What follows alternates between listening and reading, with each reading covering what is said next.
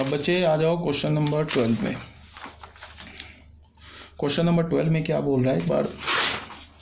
Question number 12 में बोल रहा है if A small A comma small A sorry if capital A comma capital B and capital C are the three non-singular square matrix of order 3। मतलब ABC जो matrix है ये तीनों invertible matrix है 3 ऑर्डर का। सेटिस्फाइंग दिस इक्वेशन दिस तो बोल रहा है कि B माइनस C का डिटर्मिनेंट वैल्यू निकालो। तो ठीक है, जो बोल रहा है वो पहले तो गिवन इन्फॉर्मेशन को हमने लिख लिया, सॉल्यूशन नंबर 12 किया। सॉल्यूशन 12 में क्या बोल रहा है, ए बी सी तीनों नॉन सिंगुलर है, तो इसका मतलब determinant A not equal to 0 है, determinant B not equal to 0 है, एंड डिटर्मिनेंट सी क्या है हमारा, नॉट इक्वल टू 0 है। और क्या गिवन है, A square is equal to A inverse है, and B is equal to A to the power 8 है, and C is equal to A square है। ये सब गिवन है। हमें क्या चाहिए, बी माइनस सी का डिटर्मिनेंट चाहिए, ही चाहिए।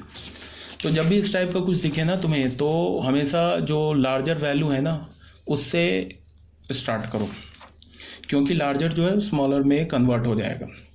तो लार्जर से स्टार्ट करो। यहाँ से हमने स्टार्ट किया। यहाँ से कैसे स्टार्ट किया कि अच्छा बी माइनस सी का डिटर्मिनेंट निकालना। अच्छा यहाँ से हमने स्टार्ट किया, बी को हमने क्या लिखा, ए टू द पावर 8 लिखा। ठीक है, अब ए टू द पावर 8 को मैं क्या लिख सकता हूँ, ए स्क्वायर टू द पावर 4। ऐसे क्यों लिखा, क्योंकि ये ए स्क्वायर का वैल्यू मैं डाल सकता हूँ सी में, तो ये क्या हो गया, सी टू द पावर 4।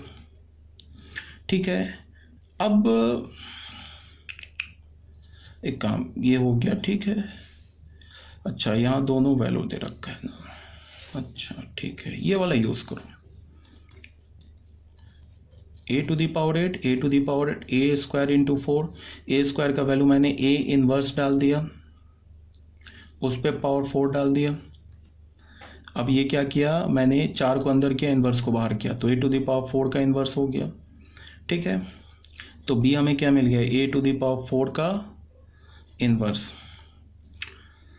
ठीक है, इसको मैंने क्या लिखा, ए टू द पावर 4 को ए स्क्वायर इंटू, अच्छा ए स्क्वायर का स्क्वायर कर दिया, ये कुछ नहीं है, इंटू -1 ऐसे पावर कर दिया। अब ए स्क्वायर को मैं क्या लिख सकता हूँ, ए इनवर्स। तो ये क्या हो गया, ए इनवर्स का स्क्वायर पे पावर -1। समझ रहे हो ना क्या लिख रहा हूँ, ठीक है ना। अब बी किसके इक्वल हो गया, ए इनवर्स के स्क्वायर के पावर -1। फिर हमें पता है क्या है, इस 2 को अंदर किया, इन्वर्स को बाहर किया। कर सकते हैं ना कि ए टू द पावर, ऐसा हमारे पास गिवन है ना, A to the power n का inverse is equal to A inverse का है, ये बता रखा है मैंने। तो फिर मैंने क्या किया, इस 2 को अंदर किया, इन्वर्स को बाहर किया, फिर ये इन्वर्स डाल दिया। तो ये क्या हो गया, ए टू द पावर 2, फिर ये हो गया ए इन्वर्स का इन्वर्स का इन्वर्स। ये ए पर डबल इन्वर्स, ये ए हो जाएगा, ये ए इन्वर्स क्या हो जाएगा, ए square, A inverse A square किसके इक्वल है, सी। तो फाइनली हमें क्या मिला, बी इज इक्वल टू सी। तो यहाँ से हमें क्या मिला, बी माइनस सी नल मैट्रिक्स। अगर ये दोनों मैट्रिक्स इक्वल है तो डिटर्मिनेंट इसका क्या हो जाएगा, बी इक्वल होगा नल मैट्रिक्स का डिटर्मिनेंट 0। तो हमें क्या मिल गया, determinant of B minus C is equal to 0। ये हो गया हेंस प्रूफ। ठीक है, तो ये हमारा क्वेश्चन नंबर 12 भी प्रूफ हो गया। अच्छा, ये कुछ मिसलेनियस क्वेश्चन, ये मिसलेनियस क्वेश्चन नहीं है एक्चुअली, मैंने तुम लोगों को जो होमवर्क में दिया था ना उस क्वेश्चन को मैंने यहाँ पे सॉल्व कर दिया है। तुम लोग शायद डर गए थे इसका, अब ये देख के सिंबल देख के डर गए थे, ये क्वेश्चन सॉल्व नहीं होगा, बट ये बहुत ईजी क्वेश्चन है। ध्यान से देखो, इसमें क्या दे रखा है कि ये क्वेश्चन मैंने होमवर्क में दिया था, ये भी दिया था, क्वेश्चन नंबर 2 भी होमवर्क में दिया था, और एक और क्वेश्चन है शायद क्वेश्चन नंबर 3, ये होमवर्क में नहीं दिया था, ये 2 तो होमवर्क में मैंने दे रखा है। तो पहले देख लो क्या क्वेश्चन नंबर 1 में। क्वेश्चन नंबर 1 सेज ए, हमारे पास एक 2x2 ऑर्डर का मैट्रिक्स दे रखा है, 10x में दे रखा है, and then let us define a function fx। A matrix दे रखा है, फिर बोला कि एक हमने फंक्शन fx डिफाइन किया। क्या डिफाइन किया, determinant of A transpose into A inverse, sorry determinant नहीं बोल, डिटर्मिनेंट ऑफ, या फिर इसको ऐसे बोल लो, A transpose into A inverse का डिटर्मिनेंट, इसको हमने fx फंक्शन बोला। Then find the value of this F into F F X. n is greater than equal to 2। इसको देख के बहुत बच्चे डर गए होंगे कि यार ये बहुत ही खतरनाक इक्वेशन लिखा हुआ है, एफ एन टाइम्स लिखा है। बट बच्चे डरने की बात नहीं है, बहुत इजी क्वेश्चन है, देख लो ध्यान से। ये इतना इजी क्वेश्चन है कि इसे सॉल्व करने की भी जरूरत नहीं है, ऐसे ही तुम्हें समझा दूंगा, देख लो कितना इजी है। ए दे रखा है ना डिटर्मिनांट, इसका हमने ए मैट्रिक्स दे रखा है, इसका हमने डिटर्मिनांट निकाला। तो डिटर्मिनांट क्या मिला, 1 + tan square x. 1 + tan square x क्या होता है, सेक स्क्वायर एक्स। अब तुम याद करो जाके 11th क्लास में तुम्हें जो ट्रिग्नोमेट्री पढ़ा है उसमें याद करो, सेक और कॉसेक का जो वैल्यू होता है, सेक और कॉसेक्स का जो वैल्यू होता है, या फिर बोलो सेक एक्स का और कॉसेक एक्स का जो रेंज होता है, रेंज क्या होता है, -∞ टू -1 क्लोज्ड यूनियन 1 to ∞ होता है ना। तो अगर तुम्हारे पास कोई भी नंबर है जो -∞ टू -1 क्लोज्ड यूनियन 1 to ∞, इसके बीच में कोई भी नंबर है, अगर तुम इसका स्क्वायर लोगे तो कभी ज़ीरो नहीं हो सकता। सेक स्क्वायर एक्स जीरो कब होगा, जब सेक एक्स जीरो होगा, और सेक एक्स तो कभी जीरो हो ही नहीं सकता। सेक एक्स कभी जीरो नहीं हो सकता, कॉसेक एक्स कभी जीरो नहीं हो सकता, ठीक है ना, बिकॉज सेक एक्स का और कॉसेक एक्स के रेंज में जीरो है ही नहीं।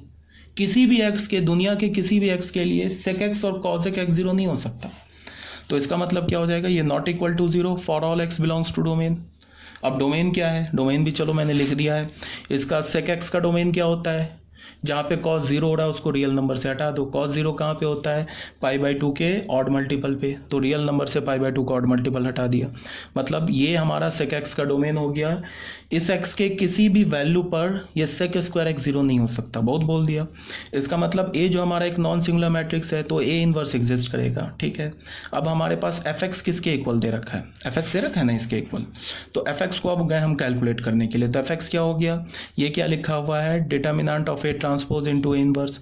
तो इसको अलग अलग कर लिया, डिटर्मिनेंट ए बी वाली प्रॉपर्टी लगा ली, determinant A B is equal to determinant of A into determinant of B. तो ये ऐसे ऐसे अलग अलग कर लिया। ए ट्रांसपोज का डिटर्मिनेंट ए के इक्वल, ए इनवर्स का डिटर्मिनेंट, ये प्रॉपर्टी मैंने बता रखा है। किसी भी मैट्रिक्स के इनवर्स का डिटर्मिनेंट लो या डिटर्मिनेंट पे पावर -1 लो, ऐसे बोला था याद रखने के लिए, -1 डिटर्मिनेंट से बाहर आ जाएगा, ठीक है। तो ये क्या हो गया, ये तो 1 हो गया ना, डिटर्मिनेंट ए अपॉन डिटर्मिनेंट ए 1। तो एफ एक्स तो हमें कांस्टेंट फंक्शन मिल गया। अब अगर एफ एक्स कांस्टेंट फंक्शन मिल गया और वो कांस्टेंट फंक्शन किसके इक्वल मिला, 1 के इक्वल। जैसे तुम देखो अभी तुम 12th क्लास में एक चैप्टर पढ़ोगे, function chapter, relation and function 12th का फर्स्ट चैप्टर है, इसलिए नहीं पढ़ाया जाता है फर्स्ट में मैट्रिक्स, इसलिए स्टार्ट करते हैं कि थोड़ा सा मतलब इन्वॉल्व चैप्टर है, थोड़ा तुम्हें दिमाग लगेगा, तो स्टार्टिंग में बच्चों को नहीं डराया जाता है, ठीक है। तो उसको हम लास्ट में पढ़ेंगे, आप देखते हैं उसको किस मतलब चैप्टर के किस सीक्वेंस में रखेंगे। उसमें तुम पढ़ोगे एक टॉपिक है कंपोजिशन ऑफ फंक्शन, इसका थोड़ा बहुत हिंट तुम्हें मैंने 11th में दे रखा है, बट इसको हम डिटेल से पढ़ेंगे रिलेशन एंड फंक्शन चैप्टर में। मान लो कि जैसे हमारे पास एक एफ एक्स फंक्शन दे रखा है ना sin x, एंड एक जी एक्स फंक्शन दे रखा है, जी एक्स फंक्शन दे रखा है, मान लो ये दे रखा है एक्स स्क्वायर। तो इसको एक हम लिखते हैं एफ सर्कल जी एक्स।